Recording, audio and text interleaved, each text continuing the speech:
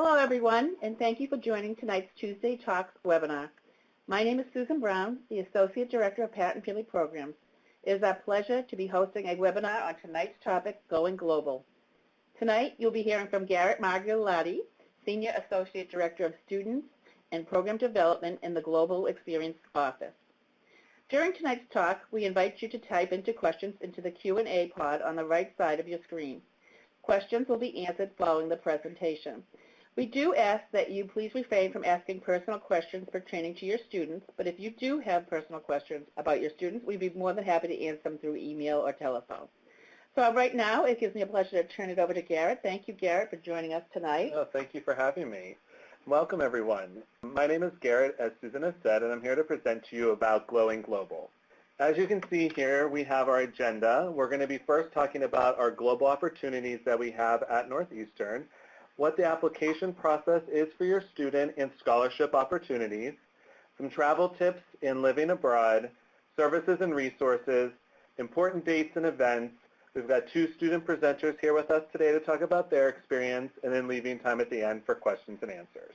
First, we're going to start by talking about what is the Global Experience Office and what do we have as resources.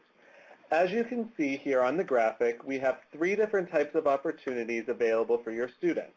The first one is a traditional study abroad, where a student can study abroad during their fall, their spring, or one of their summer terms.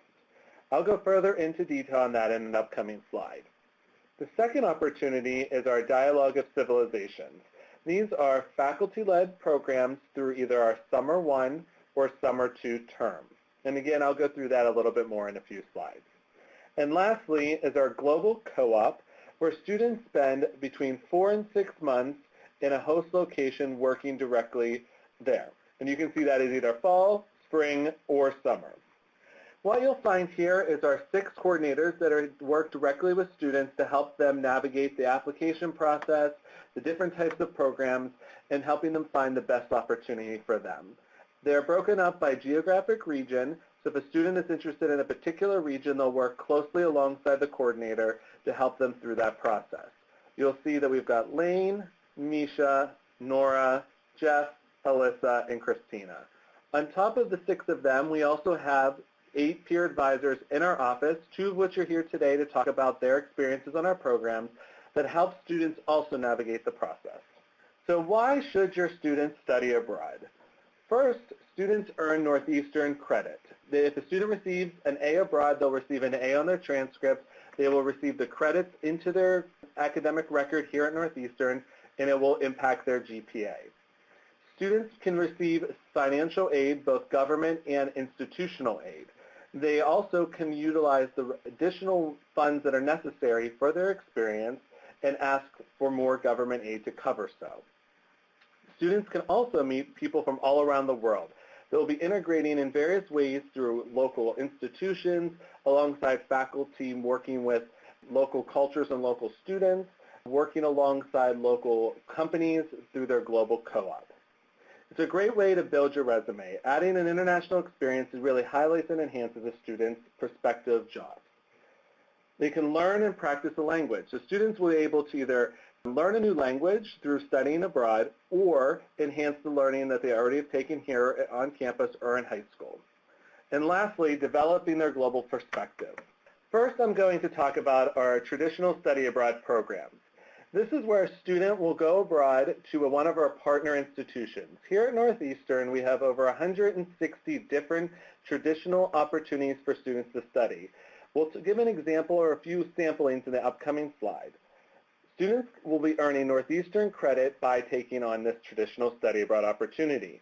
They can do it in one of Northeastern's 4 terms, either during the semester, either being fall or spring, where students will be earning 16 credits and typically taking 4 courses. During the summer, these can range from 1 to 2 months, where students will be taking around 8 credits hours during that term, which is typically 2 classes. They would normally pay Northeastern tuition for this experience. Students were able to utilize their financial aid for all these opportunities and should speak with their financial aid counselor on how to make this possible. Almost all of our programs have all courses in English unless the student is looking for language immersion programs where they'll be able to take classes directly in the native language. And I'm going to go to the next slide just so you can see the different examples. But we can first start with KAIST University in South Korea.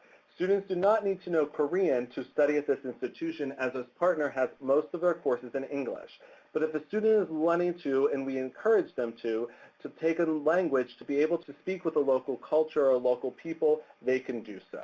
If a student is fluent in Korean, they would also have the opportunity to take classes directly in the native language. As you can see here, there are 5 examples of the types of opportunities or partner schools that we partner with. But don't worry if you don't see one that your student is interested in. We have over 160 different partners. Next, I'm going to speak about our faculty-led programming, which is called here at Northeastern our Dialogue of Civilization. And it is exactly that, where students are conversing and integrating into local culture through their studies. They will earn Northeastern credit through this experience, and they will go alongside between 10 and 30 other Northeastern students. These programs range in different types from major courses, minor courses, NU core courses, and elective courses, depending on the student's needs. Financial aid can also apply for these programs as students are taking Northeastern classes. These are typically during our Summer 1 or Summer 2 term and range between 4 and 6 weeks, where students will be taking 2 classes up to 8 credits. Students will be charged Northeastern tuition just like they're here on campus for their 2 courses, plus a Dialogue of Civilization fee. This Dialogue of Civilization fee can range from $0 to $3,500 and covers things like housing, some airfare, some programs include airfare, excursions, group meals, and other types of things as part of the program. During this is a little bit more restrictive due to the high pace of the program and short amount of time abroad. There is no independent travel available for students during the program. During this program, students have daily classes, events, and excursions that are planned specifically relating to the content of the course. What you'll find here on the next slide is just some examples of our opportunities that we've run in the past. This upcoming summer, 2018, we have 64 programs with over 1,300 students. They are across all different disciplines here at the university. What you'll find now is about the eligibility of our programs. First, I'll start with our traditional study abroad in Dialogue of Civilizations. Students must complete 2 terms at Northeastern, and one of which may be a summer program. This also includes our Fall NUN program, so students that participate in the Fall NUN will be able to go abroad in the summer term right after their experience. Students that are transferring or spring admit should just get in touch with their GEO coordinator to determine if they meet the eligibility requirements to apply. GPA and language programs vary by program, but GEO and Northeastern have a minimum requirement of a 2.5 for all programs. Some programs are more competitive and have a higher GPA, which could be 3.0 or higher. Students must be in good academic standing here at the university and must not have any infractions with our Office of Student Conduct and Conflict Resolution. And they also must have a 0 balance on their account before they go abroad. Graduating seniors are eligible if they're needing to meet graduation requirements by going abroad. On our global co-op opportunities, students must have taken their Intro to Co-op course, and they must meet the GPA requirements, which is dependent on their college and their co-op coordinator. For our traditional semester programs, which is 4 months, students will pay Northeastern tuition for 16 credits, just as if they were here on campus. They will also pay an additional $100, which covers our international security and emergency support fees. Students will then pay directly to the host school for things like their housing, any deposits related to their housing, lab fees, or anything related to that. They also will be purchasing their own flights. They'll work alongside our office for visa guidance, but they will have to pay those fees for purchasing the visa or having the visa put into their passport directly to the consulate. And they also will have to budget spending money as well. All these things like visas, lab fees, housing, etc., are expenses that could be used towards financial aid, and they should work alongside their financial aid counselor to ensure that they are getting the most out of their financial aid package. and also should be aware of various exchange rates and different host locations. Now I'm going to compare summer programs. First, we have our Dialogue of Civilizations. This upcoming summer, 2018, students will be paying, just like every other summer, for their 8 credits here. This is the same as if they're here on campus. They also will pay a Dialogue of Civilization fee, which ranges from $0 to $3,500, depending on the program. And this covers things like accommodations, round-trip airfare, 24/7 worldwide emergency assistance. And also, students should be aware of the exchange rates and also will be responsible for their meals, which are not included as part of the program. During our traditional study abroad summer programs, students will be taking either 8 or 12 credits depending on their program, and they'll be paying Northeastern tuition for those courses, just like they're here on campus. On top of that, students will pay a $100 international security and emergency support fee. That is all they pay directly to Northeastern, and the rest of the cost will be paid out of pocket either directly to the school for their housing or the airline for their flights and so forth. Again, just like other programs, they could utilize their financial aid to cover these additional costs. What we'll talk about now is the applications and forms. Each student is only able to apply for one program per term. So students should be working alongside their academic advisor, their GEO coordinator, and their student financial service coordinator to determine what program best fits their needs. Students that apply for a traditional study abroad must complete a GEO application, which is found through their My Northeastern portal. They will also be completing a host application to the host school. That is different on each program, so they should be looking at the GEO website to determine how to apply for so. They also may have other requirements that are needed for their application, which are also listed on the website. They can also work alongside their GEO coordinator to do so. All students on traditional study abroad will want to make sure that the courses that they're taking abroad fulfill requirements here at the university. So we encourage students as soon as possible to work alongside our team and their academic advisor to get their courses evaluated. There's a simple process outlined on our website on our Study Abroad tab under Courses where they can follow a step-by-step process to get courses evaluated. Students should be aware of the withdrawal fee located on our website to ensure that they understand the policy related to this process. For our Dialogue of Civilization programs, students will complete an application through our website and they will also be supplying essay responses to 4 questions. They also will have to pay a $500 non-refundable deposit, which will be applied to their Dialogue of Civilization fee. Some programs require an interview for which the faculty will conduct. Here in the Global Experience Office, we offer various types of scholarships, grants, and fellowships for students. What you'll find here is outlined a few of the opportunities which are also found on our website.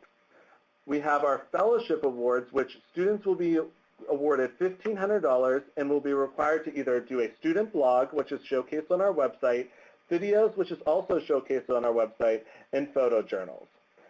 There are dozens of students that receive these each year. We also have grants that are available for students on our traditional study abroad and our faculty-led Dialogue of Civilizations. This is available for students, and they will be receiving this prior to their application to a Dialogue of Civilization to give them the opportunity to pay for their Dialogue of Civilization fee and know that they would be getting a grant before applying.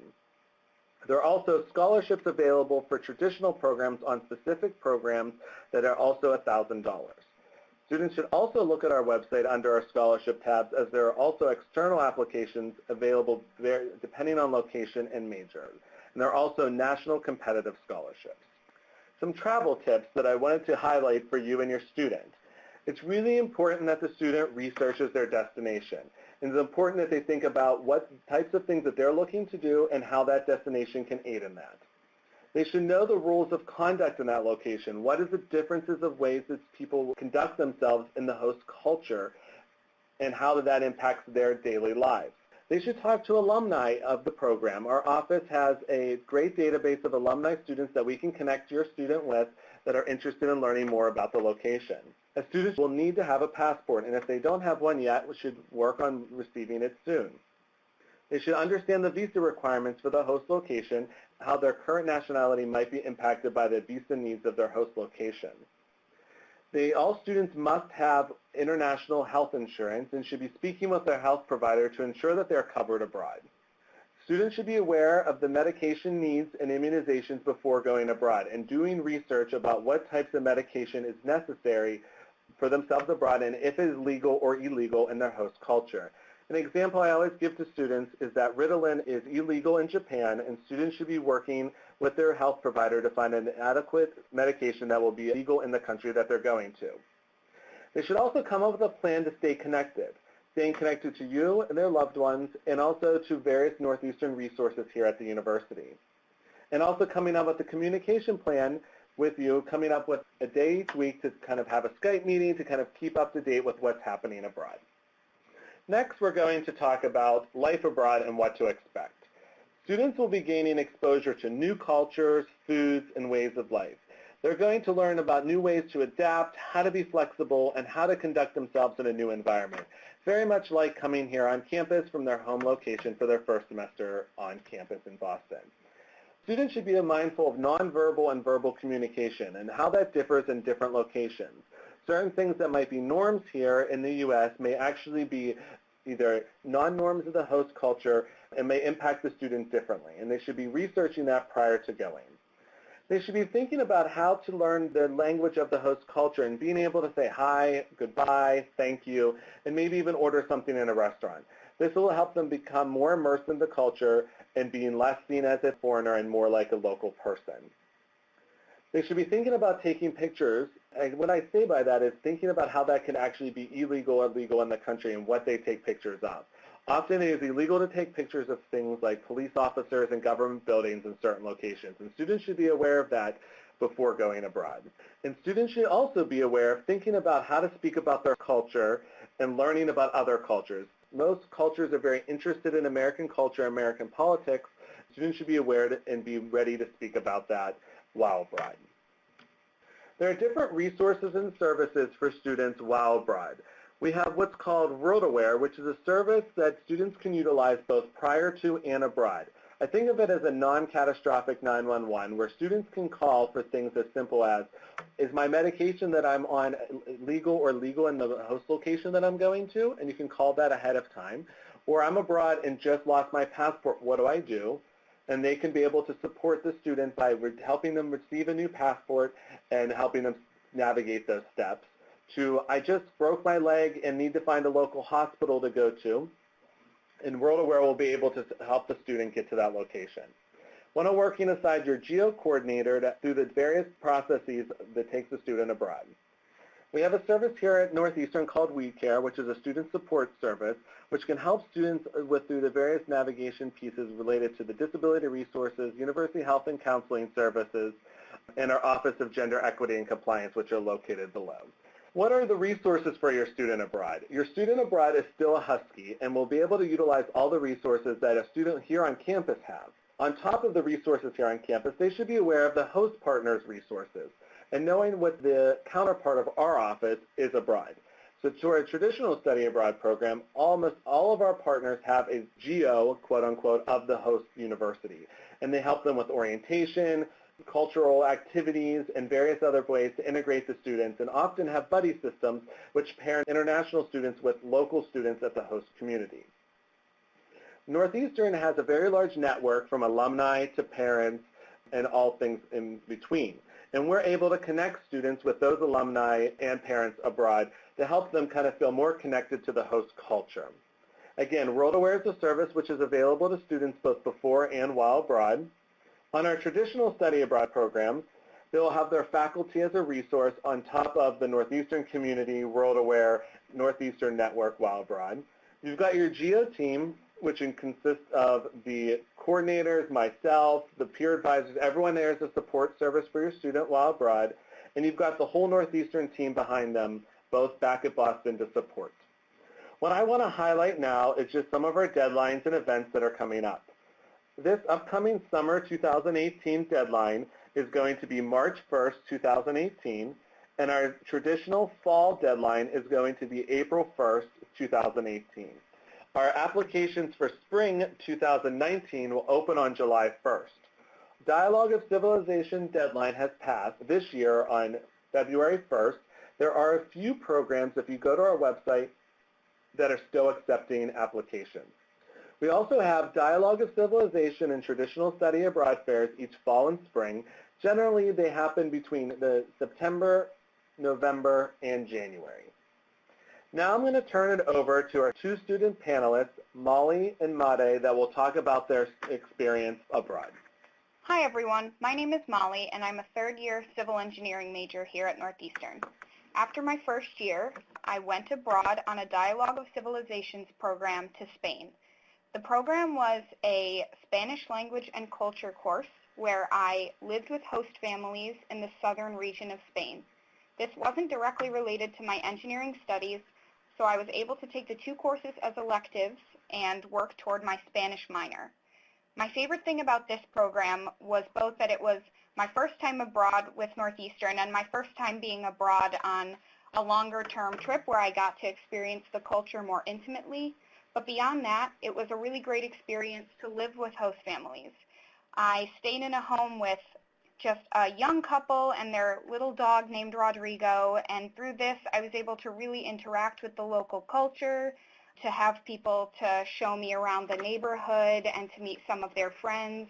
And I think that I gained a lot from this experience, much more than I would have had I just traveled to the area on my own. And also, living with this family really facilitated and stimulated my Spanish education more than I could have expected it to. I had such a great experience on this that the following summer, this past summer, I decided to enroll in another Dialogue of Civilizations program, but this time within the College of Engineering. So on this program, I went to Singapore and Indonesia, both Jakarta and Bali, and I studied two civil engineering courses that related to climate change and some of the urban planning that goes into our urban coastal megacities. So it was a really interesting comparison of Singapore and Jakarta and the similar issues but very different ways of handling those issues. And then also being able to compare that back to Boston and back to some of the urban planning that I've learned in my courses. So this was an incredibly valuable experience, and I know that there's a misconception that goes around often that it's difficult for STEM majors to study abroad, but I found no issues doing it, and I found a lot of resources at the university to help me go abroad and to be able to fill some core engineering requirements in doing so. And so now I'm working at the Global Experience Office as a peer advisor, where one of my focuses is to expand resources for STEM majors and to help other students go abroad. I'm happy to answer any questions about studying abroad from a student experience. I'm also going through the application process for a global co-op now, but before then, I will turn it over to Madi. Hi, I'm Madi. I'm a fifth-year industrial engineering major, and I'll actually be graduating this May. The first abroad experience I had was the summer after my sophomore year. I went on a dialogue to India, and it actually ended up covering two of my engineering requirements as well. This dialogue was really amazing for me because India had always been my top bucket list country that I've always wanted to go to, but it was pretty daunting in trying to figure out how would I travel around India, what were the best areas to go to. It's a huge country. I don't know people who live there. And this dialogue really provided the stepping stone where they scheduled everything for us. I never had to worry about where I was going to stay. All my hotels were covered within the fee. And I got to travel around with a group of Northeastern students. Even though it was an engineering dialogue, came from all different majors. So that really created an interesting perspective on the classes. For my second abroad experience, I knew that what I wanted was a little more independence, and I also wanted to become fluent in Spanish. So I started looking into global co-ops in Spanish-speaking countries. I did a global co-op for 6 months in San Jose, Costa Rica, and I got to work with a small Costa Rican business. There was like about 10 locals that worked there. And that was really a growing experience for me because I got to learn how to conduct myself in a foreign country by myself and really decide what I was doing. And then I also, out of the experience, knew that I wanted to travel to different areas, so I also chose a location that I knew made it easy to travel and was also safe for American travelers. So I could answer any questions about the global co-op process, what it's like traveling outside of your workday or your classes, and anything about India or Costa Rica. Thank you. Thank you. That was fascinating. At this time, we are going to begin taking questions from the audience. Please keep in mind questions can be typed into the Q&A pod on the right-hand screen. And also, if we do not get your questions, we have put Garrett's information below, his contact information and his website and that type of thing, so feel free to email him. I think we'll start off by answering some questions on the dialogue. Yeah, I'll try to put them in categories so we're course. not going all over the place. We have someone asking, if the student is on a dialogue, can they extend their time there? Do they have to come back with the group, or can they stay in that country a little longer if they That's a want great it? question. I really encourage students to stay later because they're already there. They're already got their flight there. They already spent 5 weeks understanding the culture, learning the language. So yes, of course, they're able to stay later, and they will work alongside either the travel agent to extend their flight or book their own individual flight, depending on the program type. Some have individual flights and some have group flights, but either way, they're allowed to stay later. What about the student's major? Do they apply to all the majors? Was there one for computer science, someone's asking? They all depend. So each program has 2 Northeastern courses as part of their program. Some of them are general, so we have some programs that are located in Spanish language and culture, for which you can be a Spanish major, a Spanish minor, someone that's interested in getting certain electives taken care of, and that's one type of program. Other programs have 2 engineering courses, and if you need those engineering courses, those are programs for you. We're working alongside all of our different departments and faculties to have more programs. We're hoping to have next year, 2019, so not 18, so I'm 1 year ahead always, but 2019 we're hoping to have a computer science program running. This year we don't have one, but in 2019 we're hoping to have one. A little bit about the tuition during the time when a student goes off and activities during that time. Does it include activities, excursions? You had spoke about some of the dialogues do include that. And is there an additional fee? Do they plan activities for them during the weekend, or are they on their own? That's a great question. So I'm going to answer that in 2 parts. For our Dialogue of Civilization programs, that includes the tuition to Northeastern plus a Dialogue of Civilization fee. In that Dialogue of Civilization fee, always includes housing, some group meals, cultural activities as part of it. So there's things like, you're learning fashion in France. You're going to be going to different museums to see fashion exhibits. You're going to be working alongside different people in the country. You're going to possibly have different cultural activities. In part of your Dialogue Civilization program, you'll work alongside your faculty in the application process and the interview, and they will also be sharing with you the itinerary, what's there, and giving students free time as well to explore the country or explore the city that they're staying in. In the traditional study abroad program, students will pay Northeastern tuition and pay the International Emergency and Support fee. On top of that, they may have cultural activities that are organized by the host institution for which the students will pay directly to them to organize. Okay. I know the deadline has passed, February 1st deadline has passed for the dialogue. Is it possible to apply for a scholarship after that point, or have we missed that deadline too? Unfortunately, that deadline has also passed for GEO scholarships, but they would want to speak with their financial aid advisor or also look at our website for non-GEO scholarships that are outside available to students, and those may have deadlines that have not passed. Switch a little bit to global co-ops. So I'll take some questions from that area. Can you address global co-ops and what support there is for the students when they're abroad? Is housing available? Are they responsible for finding their own housing? Well, that's a great question. I will say it differs. And this program is, I think, out of all of our opportunities, the most independent program for which I advise students to take it later in their time here at Northeastern, and really thinking about taking a traditional study abroad or a Dialogue of Civilization first, just to kind of get their feet wet. Maybe they've traveled in high school as well, or in the summer on their free time. But the global co-op, it depends. Some programs have housing included into their program, meaning their company that they're working with has housing available. Others don't, and the student's responsible. The great thing about Northeastern, we have a very large global network.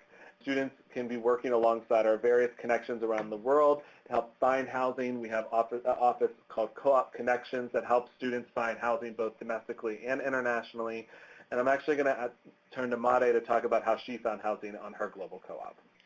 So my global co-op, I found it through Northeastern's co-op database. So it's the same database that we use for domestic co-ops as well. And I connected with a company through this database that was actually based in Costa Rica who fostered these relationships with businesses, and that's how I found mine. And they also had a service where I got connected to a host family. So I got to live with a Costa Rican host family while I was there, which is something I would highly recommend to all students if provided the opportunity. Can a global co-op be done in the student's sophomore year? No, they will have to take their intro to co-op course, and they take that in their sophomore year. So after they take that course, then they can do a co-op experience. They're put on a cycle. So either they do 6 months of study, then followed by 6 months of co-op, or 6 months of co-op followed by 6 months of study. I encourage students to take a global co-op in their second co-op or their third co-op, not their first co-op. But they can. They can. You had said that they have to take the co-op class, that global co-op class. Correct. Do they get credit for that? It is a one-credit course at the university. What is the timing for knowing when you are accepted for summer 1 and summer 2? What are the deadlines and tuition charges for that time?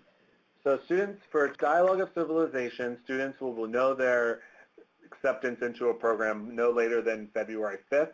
So all students have know their admission into their Dialogue of Civilization. Traditional study abroad programs, that depends on the host institution. So the host institution is the one admitting the student. And so that depends on their admissions criteria. Billing for the summer is always the same here on campus, which is 4 weeks before the start of the term. What about a student visa? Are they responsible for it, or does your office assist in any way? Well, that's a great question. We give visa guidance for all students. So if a student is going on a global co-op, a traditional study abroad, or a Dialogue of Civilization, we will be able to provide guidance to the student, telling them what category to do and where they can apply. But it's ultimately the student's responsibility to apply for it and be responsible for all charges. But our office will give guidance on the appropriate category based on their nationality and location that they're studying. Maybe Molly can answer this question. You talked about that you were going to be applying for a co-op, global co-op. We have someone asking about the salary, what is expected. I know it varies depending on each major, but maybe you could just give a little basic information on that. So. Sure. Many of our global positions are unpaid, though some of them do offer a stipend or a wage pay. But there is a resource available to all Northeastern students called the Global Presidential Scholarship, which is for all students who are interested in applying for a global co-op position. They can apply from that before they have any offers so that they have a sense of what kind of funding the university may give them, and that can be up to $6,000. So in my case, a position that I actually just had an interview for this morning, I received funds from that Global Presidential Scholarship, and they also offer a monthly stipend of about 1,500 euros. And is it typically a 6-month co-op or some of them less time? It typically is 6 months like the average Northeastern co-op, although some of them are 4 months, and it depends on the program. But usually with these programs, there are Northeastern students who have enrolled or who have worked in that position earlier, and you can talk with them. And many employers are also flexible with dates. So some people choose to extend theirs further if they have the summer, let's say, free before or after. You had just mentioned you had an interview today. We Yes. hope it all went well. Thank you. But we have a parent ask, how do students interview for global co-ops? Is it always done by telephone, Skype? How does that work? I would say Skype is the most normal, the most common medium for those. You're asked to put your Skype contact on a resume or application, but there are sometimes phone interviews, or occasionally recruiters will come to campus in Boston and meet with students here. My daughter is going to Paris. How do you get a SIM card for your phone? Does it work there? Do we know the answer to that one? Yeah, so all students studying abroad or co-oping abroad are required to have a functioning cell phone that does not rely solely on Wi-Fi, and it must have connectivity. So students will either work with their provider and see if the Verizon, you can get adding international calling on for a certain period per month, a certain amount per month. You can also go into a local cell phone company while abroad and obtain a SIM card to put into your phone. It all depends on the location. All students must have a working cell phone abroad, but they can get their U.S. line done abroad. Actually, that's what I just got back yesterday from abroad, and that's what I do when I go abroad. I just get it added on for a certain amount per month. I know Verizon does it. All most carriers, Verizon, AT&T, and T-Mobile do this if they want to keep their U.S. number. It allows them to call both domestically and internationally, or they can get their own. They can get a SIM card while abroad. Gary, you had mentioned that the Global Experience Coordinators are assigned by countries. Right. How does a parent or a student know who their coordinator is? That's a great question. If you go to our website, you will be able to search opportunities, and under each opportunity, you'll click on a particular program, and there'll be different tabs at the top, and one of them will be, I think it says Contact. And once you click on that, they will have the contact of both. If it's just a traditional program, you'll have the photos that you see here on the screen, their photo plus their contact information. If it is a Dialogue of Civilization program, you will see our coordinator's contact card and a faculty's contact card. Also, if you go to the top of our website and click on Contact at the very top, you'll see our different offices staff, and under one of the tabs it says Leadership and then Coordinators. If you click on that, all the coordinators are listed and the countries are in their bios. Okay. Maybe one of our students can answer this question. In regards to the Dialogues of Civilization program, how soon does a student find out who they're going to be living with if they go with a host family? So my dialogue had a host family. We found out several weeks before we departed for the program so that we were able to get in contact with the host family and give them a little bit of background info about us. And then also oftentimes you are either required or allowed to live with other Northeastern students. So there's usually a process, I think, within the next few weeks where they can work with the professor to figure out those rooming assignments. Seems to be a little confusion on the Dialogues of Civilizations programs. Do those only take place in the summertime? That's a great question. Yes, they do take only in the summer, so they'll be in Summer 1, May and June term, or Summer 2, which is July and August. They're 30 days in country, and they fall within the Summer 1 or Summer 2 term dates. My daughter is a freshman and didn't get either of her dialogues she applied for. Can she apply again the following year? Oh, yes, yeah. Or can she apply for more than one and hopefully that she'll get another one? How does that process work? This year was a very competitive year for our Dialogue of Civilization programs. We had a lot more qualified students and available spots for this year. So please do not be discouraged. Please have your daughter apply again next year for programs. I encourage them to meet with the faculty ahead of time, coming to our Dialogue of Civilizations fair, but they can only apply to one program per term. If they are denied or waitlisted for a program, then they're able to apply to another one. Okay. A financial question. If the tuition at the host university is more than Northeastern's tuition, do the students have to pay the difference, or is it typically just what Northeastern's tuition is? That's a great question. You will pay Northeastern tuition no matter what the tuition is abroad. So if it's more or less, you still pay Northeastern tuition because you are still receiving Northeastern credit. You have Northeastern resources for you abroad, and so it doesn't matter the tuition, you pay Northeastern tuition. When a student does go abroad, what assistance is there for finding housing? I mean, I know you said you lived with a host family. Mm-hmm. Can you talk a little bit about that experience just so parents can see, how did you feel about going into that, and how comfortable were you? Did it take a little while, that type of thing? Of course. So when I went into the experience, I wasn't really sure if I wanted to try and find my own apartment through the Co-op Connections office or if I wanted to take the opportunity to live with a host family. And when I really started thinking about it, I came down to that I really wanted to experience the culture. I wanted to already know some people when I got there, so a host family was the perfect way to do that. 3 months before I left, my connection in Costa Rica sent me 2 bios for 2 different families with information about who was living there, what they would provide, if it was my own room, if I got my own bathroom, a shared bathroom, and some photos of the area, and also the location of the home and the proximity of that to my co-op office. So there was a lot of information that came with that, and I ended up going with the one family because they had kids actually around my age who also lived in the area, not with them, but in the area. So I figured that would be a good way to get recommendations, to, force someone to be my friend already when I got there. So that was my experience with living with a host family. I ended up getting my own room and actually my own bathroom as well there. Many parents always have concerns when their sons and daughters go off to another country about safety. Maybe it's always good to hear from a student's point of view about safety, and did you have concerns, and how comfortable were you? Sure. I think especially with Dialogue of Civilizations programs, I never felt unsafe in my programs. There's enough structure provided that even in an area that I wasn't familiar with, For example, Jakarta, Indonesia. I had never been to Southeast Asia or Asia at all before, but having that support system there on a dialogue and the structure there, you always know exactly who to contact. You have some sort of an itinerary broken down, so I never felt like lost or unsafe. And I think that even for global co-ops, a friend of mine just got back from a small town in Tanzania, and even then he mentioned that he never felt unsafe and that he had contacts at Northeastern as well. So there are resources in place for students abroad. But Madi, do you have any input? Yeah, I guess I'll speak to my global co-op since you spoke to dialogues. For my global co-op, I'm very much the type of person who does research before I go somewhere. So before I left for Costa Rica, I knew a lot about the area I'd be living in, the area I'd be traveling to. And then on my first day of work, I also asked my host mom if she could take me there. And so I think it's really about making connections when you're in the country and knowing who you can ask questions to. I met other American students while I was there, so when I was traveling, I would meet other people and make sure I wasn't traveling by myself.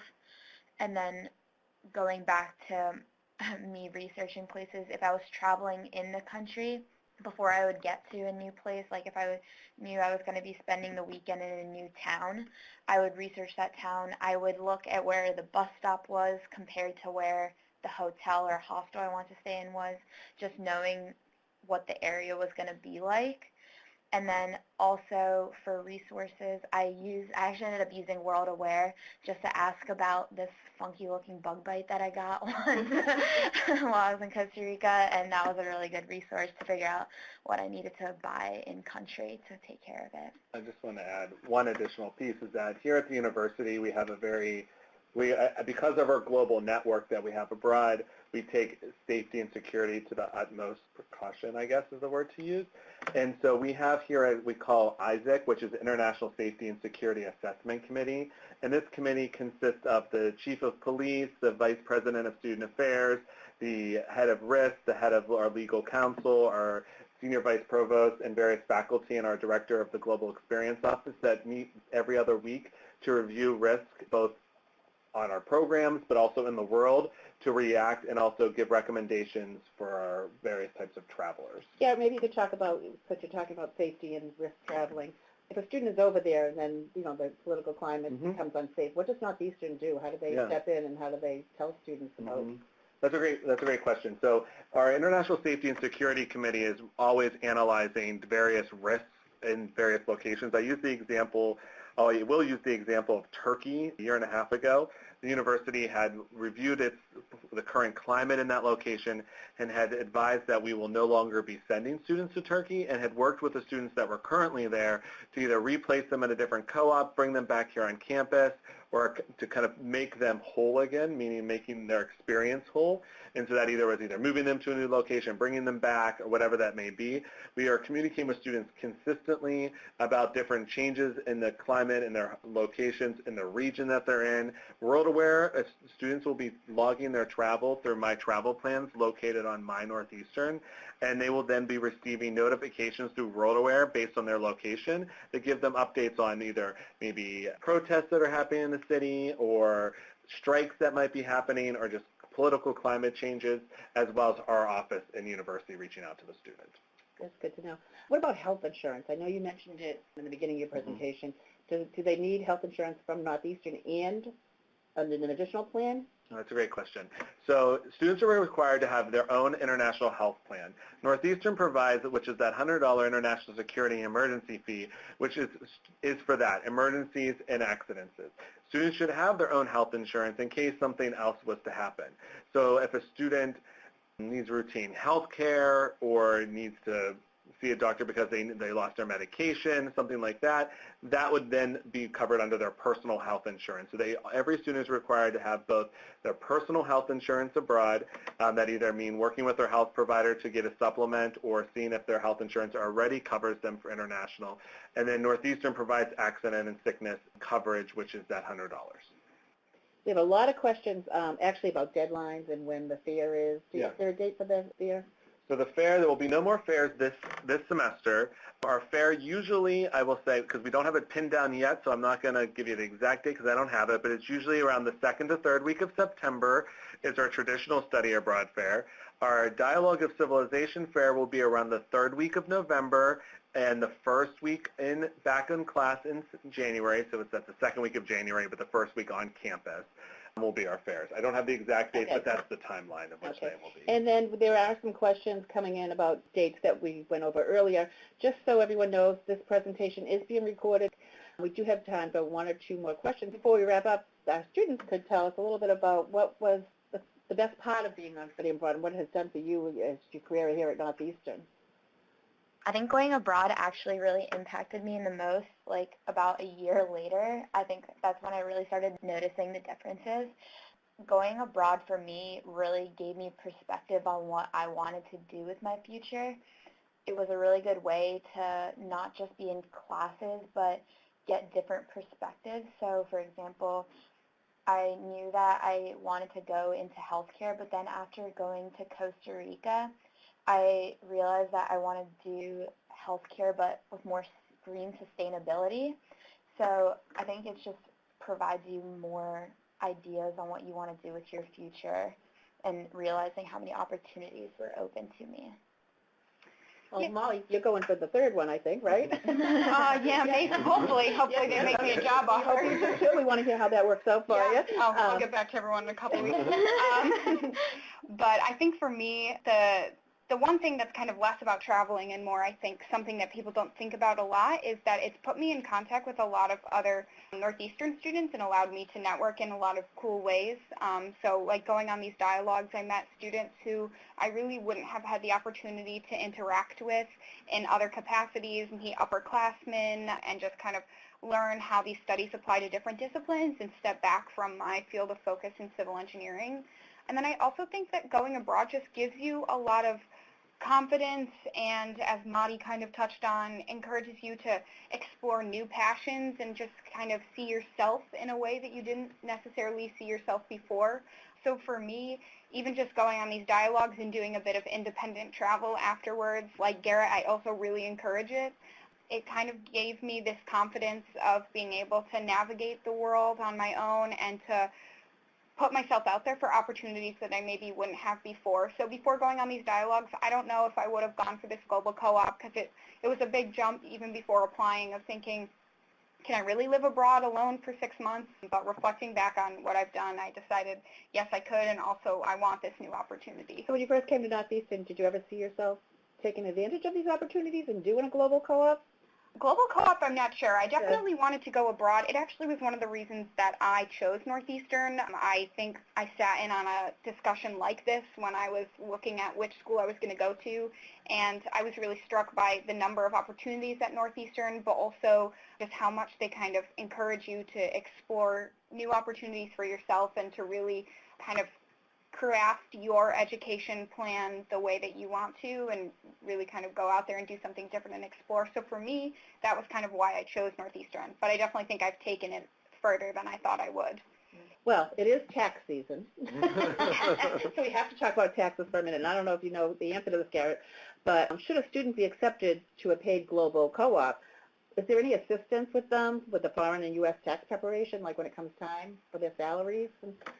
Yeah, a student will have to work alongside a personal tax consultant on that. The university, unfortunately, does not have those resources. And then before we take our final question, can you, Garrett, maybe just go over some of the deadlines for the 2018-2019 school year? Of course. So for our 2018-2019 school year, our fall deadline, the fall 2018 deadline is April 1st.